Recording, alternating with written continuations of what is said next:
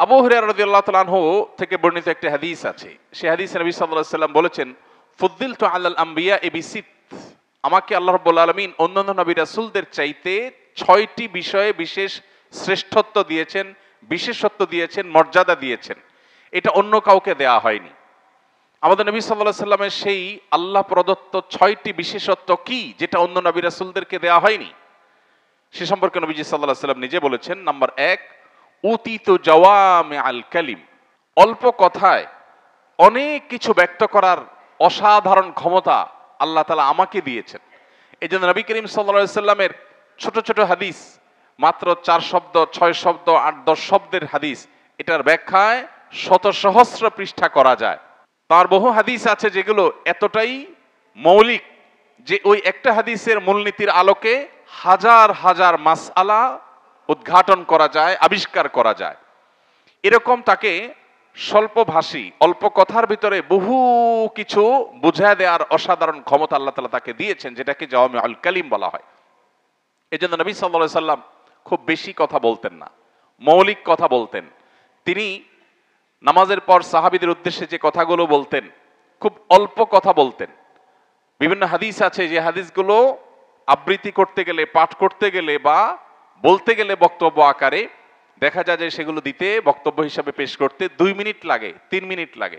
সবচেয়ে দীর্ঘ যে হাদিসটা পাওয়া যায় বুখারীর, সবচেয়ে দীর্ঘ, পুরো পৃষ্ঠাব্যাপী, এটাও যদি আপনি মুখে বক্তব্য আকারে উপস্থাপন করেন তাহলে সর্বোচ্চ 5 থেকে 7 মিনিট লাগবে। বিদায় হজের যে ভাষণ ঐতিহাসিক, এটাও যদি অনলাইনে দেখেন তাহলে দেখবেন পুরো ভাষণের যে আরবি মূল টেক্সট, এই টেক্সটটা যদি আপনি পড়ে শোনান বা বক্তব্য আকারে কোথাও উপস্থাপন করেন তাহলে পুরোটা পেশ করতে আপনার কয়েক মিনিট সময় লাগবে।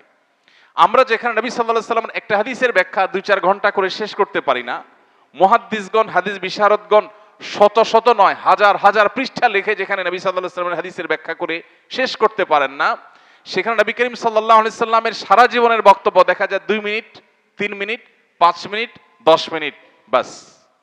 অথচ এই সামান্য সময়ের বক্তব্যে একটা সমাজ গঠন করেছেন, একটা জাতি গঠন করেছেন, একটা বিশ্ব, নতুন বিশ্ব উপহার দিয়েছেন, গোটা বিশ্বের পট পরিবর্তন করে দিয়েছেন, আমল চেঞ্জ করে দিয়েছেন, আরবের যাযাবরদেরকে পৃথিবীর শাসকে পরিণত করে দিয়েছেন, তাওহীদ প্রতিষ্ঠা করেছেন, শিরক বিতাড়িত করেছেন, গোটা পৃথিবীকে পবিত্র করে ছেড়েছেন।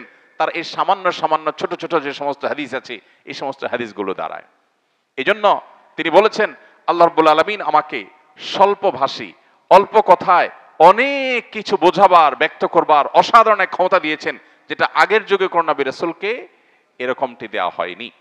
নাম্বার 2, তিনি বলেছেন ওয়ানুসিরতু বির-রুব, আল্লাহ রাব্বুল আলামিন আমাকে ব্যক্তিত্বের প্রভাব দিয়ে সাহায্য করেছেন।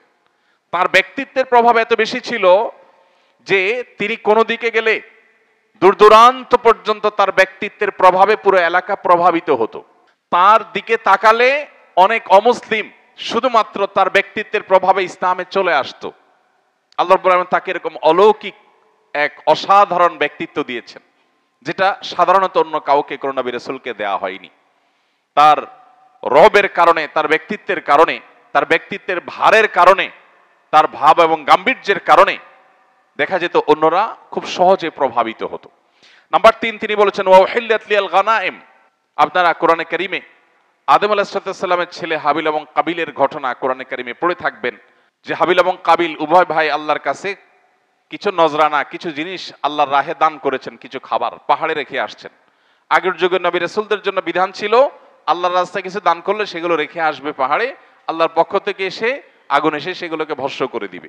এটাই দানের একটা তরিকা, পদ্ধতি ছিল।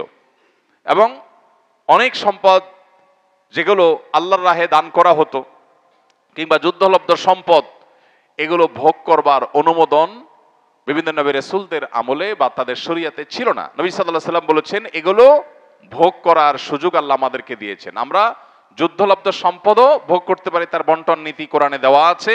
আবার আল্লাহর রাস্তায় কোনো কিছু দান করলে সেটা আল্লাহর পক্ষ থেকে গরিবদেরকে দান করার এবং ভালো ভালো খাতে দান করার নির্দেশনা আল্লাহ দিয়েছেন। অর্থাৎ এই গনিমত, এটা ভোগ করবার সুযোগ আমার উম্মতকে দেয়া হয়েছে, আগের যুগে নবী রাসূলদের মধ্যে এটা ছিল না। এরপর 4 নম্বর হলো ওয়াজউইলাত লি আল আরদু তাহুরা ওয়া মাসজিদা, আমার জন্য গোটা পৃথিবীর সকল ভূখণ্ডকে পবিত্র করা হয়েছে, যে কোনো জায়গায় যে কোনো মাটিতে আমি নামাজ পড়তে পারি, তায়াম্মুম করতে পারি, এই সুযোগ আল্লাহ তাআলা আমার উম্মতকে দিয়েছেন, যেটা পূর্বের যুগের নবী রাসূলদের জন্য এতটা ব্যাপক সুযোগ বা সুবিধা আল্লাহর দেওয়া শরীয়তে ছিল না। এরপর 5 নম্বর হলো তিনি বলেছেন ওয়া উরসিলতু ইলাল খালকি কাফা, আমাকে গোটা সৃষ্টি জগতের সবার কাছে নবী রাসূল করে পাঠানো হয়েছে। তার আগে যত নবী রাসূল এসেছেন, কেউ কোনো বিশেষ অঞ্চলের জন্য, কোনো দেশের জন্য, কোনো ভূখণ্ডের জন্য, কোনো ভাষাভাষীর জন্য নবী এবং রাসূল হিসাবে এসেছেন। আর মুহাম্মদ সাল্লাল্লাহু আলাইহি সাল্লামকে আল্লাহ তাআলা পাঠিয়েছেন, কোরআনে আল্লাহ তাআলা বলেছেন তাকে পাঠিয়েছেন কাফাতান নাস, সকল মানুষের কাছে, শুধু মানুষ নয়, জিন জাতির কাছে, গোটা সৃষ্টি জগতের সকলের কাছে নবী এবং রাসূল করে আল্লাহ তাকে পাঠিয়েছেন। এবং সর্বশেষ 6 নম্বর আমাদের আজকের টপিকের সাথে সংশ্লিষ্ট, সেটি হলো তিনি বলেছেন ওয়া খুতিমা বি আন-নাবিয়্যুন, আমাকে দিয়ে নবীদের ধারাকে শেষ করে দেওয়া হয়েছে, পরিসমাপ্ত করা হয়েছে। আগের যুগের নবী রাসূলরা সবাই তাদের পরে কোন নবী আসবেন, রাসূল আসবেন, সেই সুসংবাদ দিয়ে যেতেন, কিন্তু মুহাম্মদ সাল্লাল্লাহু আলাইহি সাল্লামের পরে আর কোন নবী রাসূল আসবে না, তাকে দিয়ে পরিসমাপ্তি ঘটিয়েছেন। এটা ছিল তার বিশেষ মর্যাদা। প্রিয় ভাইরা আমার, হাদিসটি সহিহ ইবনে হিব্বানে, সহিহ মুসলিমে বর্ণিত হয়েছে। হাদিসের আলোকে দিনের একেবারে আলোর মতো পরিষ্কার হয়ে যায় যে মুহাম্মদ সাল্লাল্লাহু আলাইহি সাল্লাম সর্বশেষ নবী এবং রাসূল। প্রিয় ভাইরা আমার, নবী করিম সাল্লাল্লাহু আলাইহি সাল্লামের আরেকটি হাদিস আছে, তিনি বলেছেন আমার এবং আগের যুগের নবী রাসূলদের উপমা হলো একটি ভবনের মতো, যেই ভবনটা খুব চমৎকার করে নির্মাণ করা হয়েছে, প্রতিটা ইট খুব সুন্দরভাবে স্থাপন করা হয়েছে, ভবনটা কমপ্লিট হয়েছে, কিন্তু ভবনের উপরে একটা জায়গায় একটা ইটের জায়গা ফাঁকা আছে। দর্শনার্থীরা দেখে অভিভূত হয়ে যাচ্ছে যে গোটা ভবনটা অত্যন্ত চমৎকার, কিন্তু ভবনের একটা ইট এখনো রাখা হয়নি, অপূর্ণাঙ্গ জায়গাটা খালি আছে।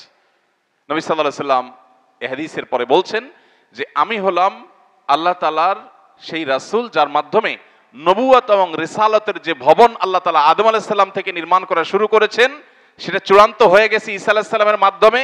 একটা ইটের জায়গা বাকি ছিল, সেটা আল্লাহ তাআলা আমার মাধ্যমে পূরণ করলেন।